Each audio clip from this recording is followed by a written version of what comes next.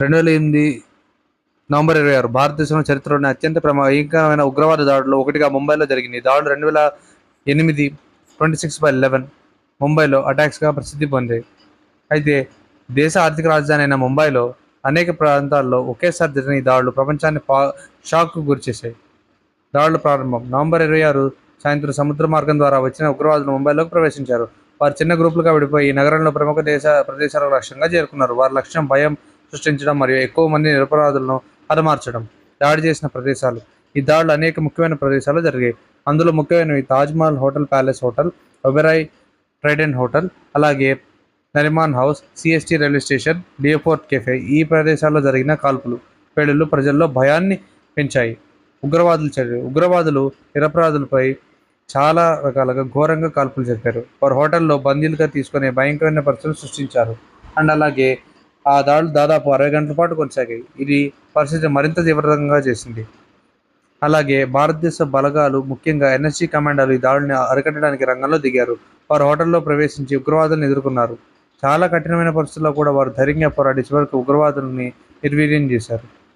కాకపోతే ఈ దాడుల్లో 160 మంది పైగా నిరపరాధులు ప్రాణాలను కోల్పోయారు. వందలాది మంది గాయపడ్డారు. భారతదేశ భద్రతా సిబ్బంది కూడా తమ ప్రాణాలను అర్పించారు.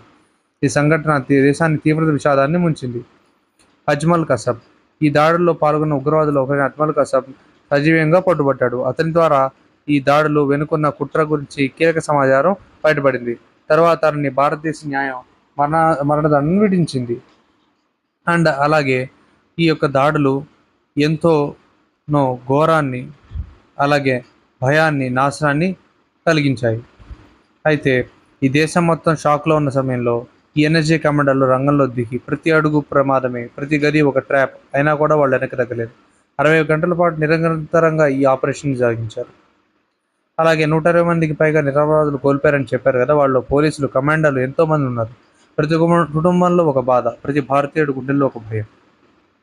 అండ్ అలాగే ఇందులో ఈ సంఘటన ద్వారా భారతదేశం తన భద్రతా వ్యవస్థను పూర్తిగా మార్చుకుంది. కోస్టల్ సెక్యూరిటీ, ఇంటెలిజెన్స్ నెట్వర్క్ అన్నీ బలపడ్డాయి. అయితే రతన్ టాటా గారు ఈ దాడిలో అత్యంత ప్రమాదకరంగా నష్టపోయిన ప్రదేశాల్లో ఒకటి తాజ్ హోటల్. అయితే ఈ సమయంలో రతన్ టాటా గారు చూపిన స్పందన దేశాన్ని కదిలించింది.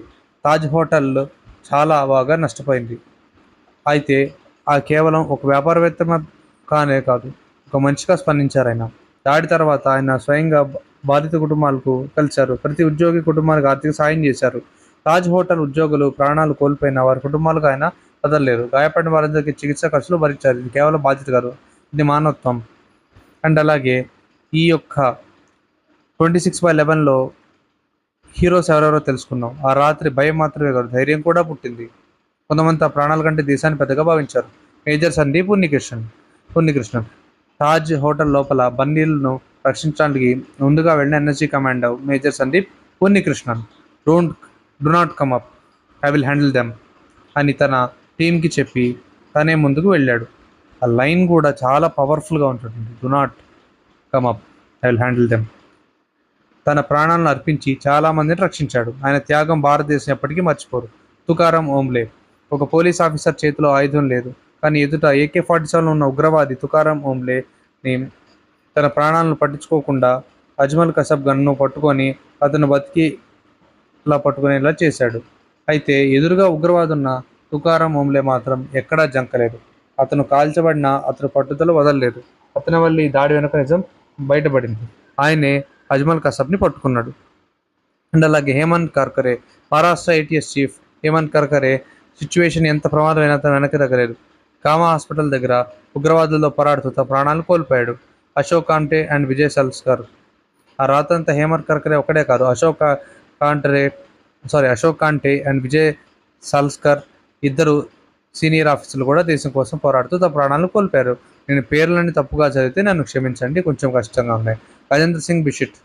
నర్మస్ హౌస్ ఆపరేషన్లో ఎనర్జీ commando Gajendra Singh Nariman house. And అలాగే బందీలను రక్షించే క్రమంలో తన ప్రాణాలను కోల్పోయాడు. అతని ధైర్యం సైనికులకు ఆత్మకు ప్రతిబింబిస్తుంది. ఎంతో తీవ్ర నష్టం జరిగినా సరే మన హీరోలు వాళ్ళందరిపైగా పోరాడి విజయం సాధించారు. నష్టం జరిగినా సరే మిగతా వాడి ప్రాణాలను కోల్పోకుండా కాపాడగలిగారు. ఈ హీరోల వల్లే మనం రోజు సురక్షితంగా ఉన్నాం. వాళ్ళతో కుటుంబాల వల్లే మన కోసం పోరాడారు. ఇలాంటి సమయంలో కొంతమంది నాయకులు మానవత్వాన్ని చూపించారు. అండ్ అలాగే రతన్ టాటా గారు కూడా బాధిత కుటుంబాలకి చాలా సహాయం చేశారు. రెండు 2008లో 26/11 ఏదైతే మనం కోల్పోయిన చాలా ఉంది, కానీ మనం చూసింది కూడా ఉంది. ధైర్యం, త్యాగం, మానవత్వం, ఇదే నిజమైన భారతదేశం.